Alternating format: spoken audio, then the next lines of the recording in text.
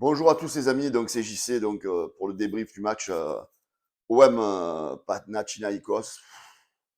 Quelle prise de tête ce match, quelle prise de tête, quelle fatigue mentale. Voilà, j'ai dû m'endormir à 2 heures du match, je suis réveillé depuis 4 heures, je crois que j'ai dû dormir 2 heures.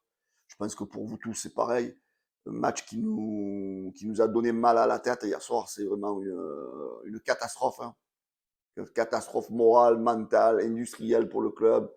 Voilà, donc que dire de ce match, hein. On va revenir sur ce match.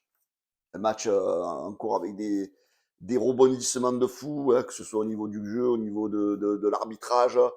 Donc voilà, donc on va revenir sur ça. Donc Marcelino donc avait choisi donc sa compo classique, hein, un 4-4-2. Donc on sait très bien que Marcelino, on va pas le faire changer. Il vient avec ses principes et malheureusement on peut que les accepter, hein. Donc il avait choisi de mettre dans l'équipe donc Paul Lopez dans les buts, une défense donc très attendue avec Lodi, Gigot, Mbemba et Klos. Donc un milieu avec Verretou, Rongier. Donc Verretou, Rongier, vous savez, donc par rapport à la suspension de Kondogbia. Unai à gauche, Sarr qui n'aurait pas dû jouer. Alors, il était à un moment donné a priori malade, donc a priori il a été fiévreux toute la journée, mais il a quand même tenu sa place. Et devant, donc Aubameyang et Ndiaye. Voilà, donc que dire de ce match? On va dire que le match, il ne pouvait pas mieux commencer. On va dire que la première mi-temps, franchement, c'est une mi-temps de rêve, hein, une mi-temps inespérée, et c'est celle qu'il fallait sortir, et l'OM l'a sortie. Je veux dire, tu commences le match au mieux, au bout d'une minute 30 de jeu, Ismail Assar lance Aubameyang dans le trou, dribble le gardien, ouvre le score au bout de 1 minute 30, le stade explosif.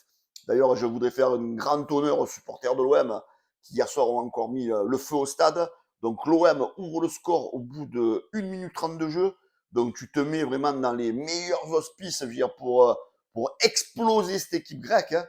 Parce que franchement, sur la première mi-temps, les Grecs qui nous disaient qu'ils allaient nous manger, eh bien, on les a fracassés en première mi-temps, ils étaient au bord de l'asphyxie. Et c'est là où on va avoir des regrets sur cette première mi-temps.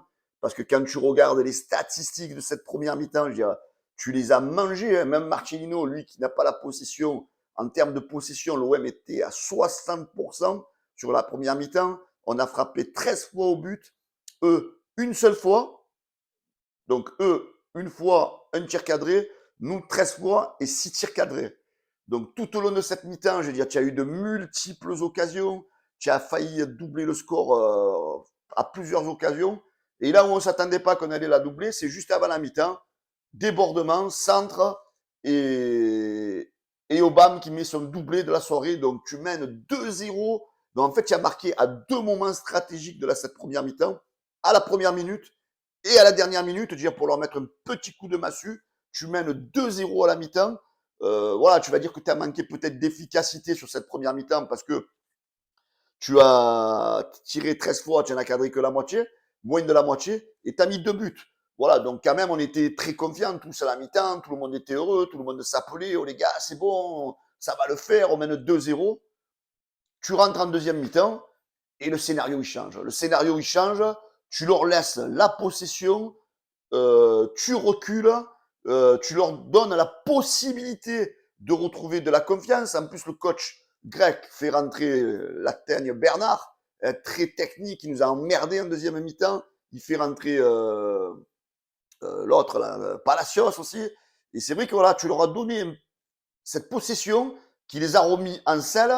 Et c'est vrai que bon, à 2-0, bon, il y a eu des buts qui ont été refusés. Je vais pas revenir à la barre. Le but, il y a eu le but de Sarr qui a été refusé. Bon, assez justement, je pense, celui de Sarr.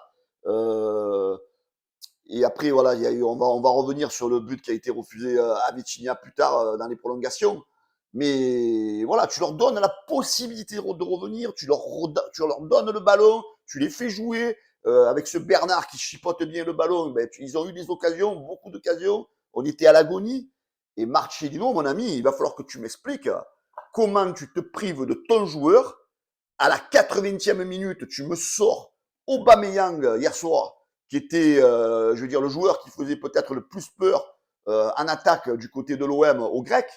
Et tu me le sors. Pourquoi? Parce que peut-être qu'il est fatigué. Mais mec, un match, c'est 90 minutes.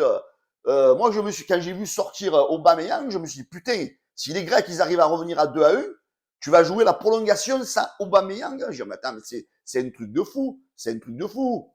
La VAR, bon, tu as la possibilité d'avoir un penalty, toi, sur une faute de Guendouzi. Hein. Alors moi, la VAR, je croyais qu'elle n'y était pas à l'aller et je croyais qu'elle n'y était pas au retour parce qu'en fait, on n'en a jamais entendu parler de la VAR, à part à la 98e minute. Donc, tu as une faute, je veux dire, tout le monde l'a vu, hein, même Gilbert Montagnier, il l'a vu. Je veux dire, Guendouzi, je veux dire, il se fait enlever dans la surface. Hein, et la VAR, on croyait qu'il n'y avait pas de VAR. Personne n'a parlé de VAR, personne n'est allé voir la VAR, alors qu'il y a penalty, mais indiscutable, donc un scandale. Et dans la suite du match, à un moment donné, donc 99e minute, je sais pas quelle minute, le ballon, il retombe sur Guendouzi sur la main, et là on voit qu'il se passe des choses, et d'un coup, on se rend compte que finalement, il y a la VAR dans ce match. Et voilà, et la VAR, bien sûr, fait son travail pour casser l'OM, bien sûr. Hein. Et là, penalty pour l'équipe du Pana, ben, qui se prive pas. Hein. Donc tu reviens à 2-1. Donc là, tu te dis, ben, c'est les prolongations. Tu n'as pas joué depuis la 70e minute. Tu n'as pas joué. Tu as des joueurs qui auraient dû sortir avant. Alors moi, je vais revenir sur le cas Unai. Harit aurait dû rentrer à la 45e minute, dès le début de la deuxième mi-temps, parce que je suis désolé, Unai, c'est peut-être pas son poste à gauche, mais mon ami, à un moment donné, lâche un peu le ballon, tu lâches jamais le ballon. Oh, tu es très technique, tu es un bon joueur, mais apprends un peu à le lâcher, ce putain de ballon. Tu n'as rien apporté, t'as rien apporté. Voilà. Voilà. Après, bon, il y a quelques joueurs qui ont été plus ou moins en dessous. Mais dans l'ensemble, tout a été bon. Tout a été bon, surtout dans la première mi-temps. Tu arrives aux prolongations, je veux dire, et tu te remets à jouer. Marcelino, tu as trop fait reculer l'équipe. Tu as trop fait reculer l'équipe. À un moment donné, à 2-0, en début, pendant les 20 premières minutes, à la limite, tu aurais dû faire rentrer Vitinha associé à Aubameyang devant.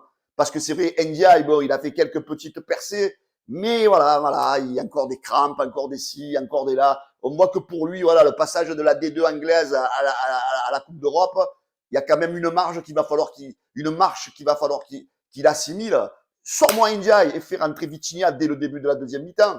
Et peut-être que là, tu aurais pu le mettre au troisième but parce que le petit Vitinha, il a encore fait quand même, quoi qu'on en dise, une bonne rentrée. Et comme par hasard, en deuxième mi-temps, en prolongation, on a recommencé à jouer.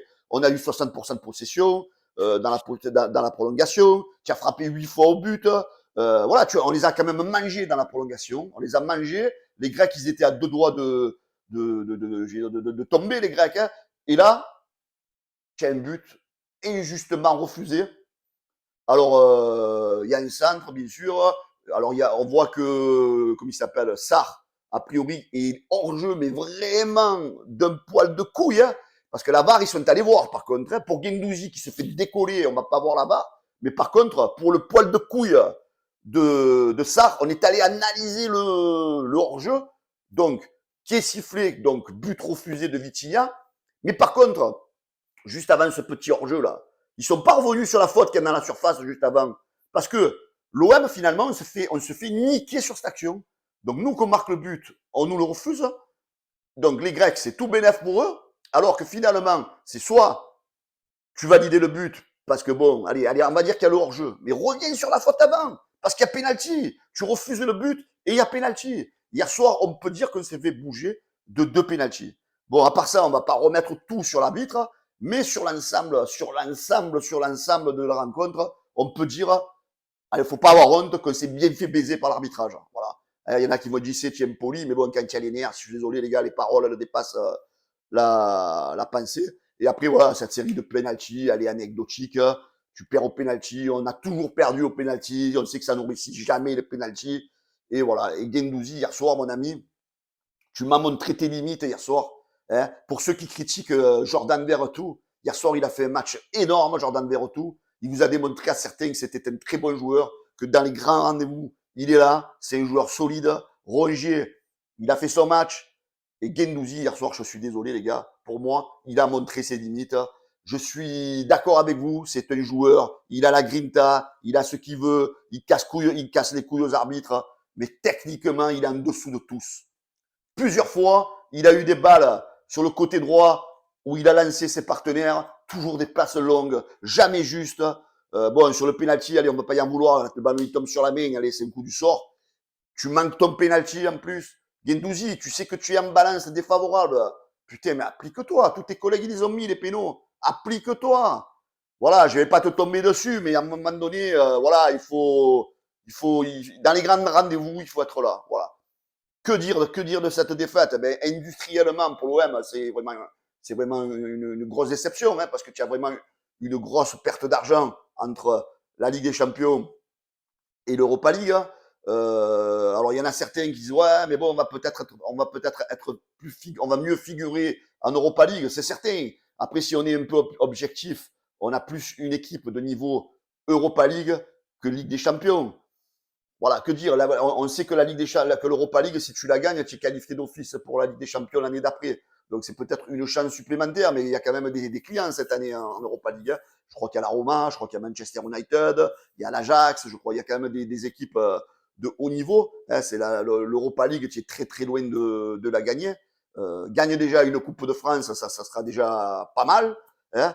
Ben voilà, dans l'ensemble, qu'est-ce qu'on peut dire? Ben, c'est une grosse déception, très grosse déception. Voilà, on savait très bien que cette équipe du Panathinaikos, tu l'aurais pris dans 2-3 mois, je pense que tu les éclatais. On sait que les joueurs ne sont pas prêts. On sait que la plupart des joueurs qui étaient là l'année dernière, ils ont un autre système de jeu à mettre en place, un nouveau coach, une nouvelle vision. Voilà, Longoria, c'est vrai que est-ce que l'erreur, c'est peut-être de ne pas avoir pris un coach qui avait peut-être un profil de jeu plus à la Tudor que de tout changer comme ça. En plus qu'on change les effectifs à plus de 50%, on change le système, on a trop changé de choses. Et donc, c'était très dur d'être prêt pour le mois d'août. Donc, on ne va pas donner d'excuses. Normalement, prêt ou pas prêt, si tu es bon, l'équipe du Pana, on aurait dû la passer. Voilà, c'est comme ça, les amis. Je suis catastrophé. On s'est fait voler par l'arbitrage. Malgré tout, ça, il ne faut pas l'oublier parce que c'est quand même aussi quelque chose d'important dans cette double confrontation. Voilà. On est déçus, on est déçus. On n'entendra pas la musique de la Ligue des Champions au Stade Vélodrome cette année. On va se contenter de l'Europa League. Voilà. Soyons quand même derrière nos joueurs.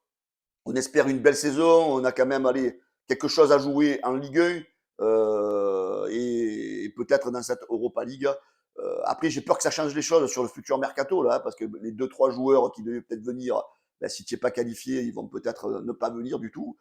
Tu as peut-être certains cadres de l'équipe, peut-être les Mbemba, les Verretou, les Rongier, s'ils ont des propositions peut-être par des clubs qui font la Ligue des Champions, qui risquent de partir. Et voilà, et peut-être le dernier espoir de voir Sanchez à l'OM, je pense que cette fois, il est scellé et terminé. Voilà les amis, ben, n'oubliez pas de vous abonner au canal Olympien, à la chaîne YouTube, à la page Facebook et à la chaîne Twitch. On fera sans doute ce soir avec les collègues un after du lendemain avec le match à la loupe, avec les stats, avec les déclarations des joueurs et de l'entraîneur. Voilà, donc normalement c'est ce soir à 20h45. Suivez l'info sur la page et on vous tient au courant si le live aura lieu ou pas. En tous les cas, les amis, mettez les petits pouces bleus. Merci de mettre vos commentaires, c'est très important aussi pour savoir vous ce que vous avez pensé de ce match et de vous abonner à la chaîne YouTube. Ciao les amis. Là, il va nous falloir au moins 4 ou 5 jours avant de s'en remettre. Allez, ciao les gars.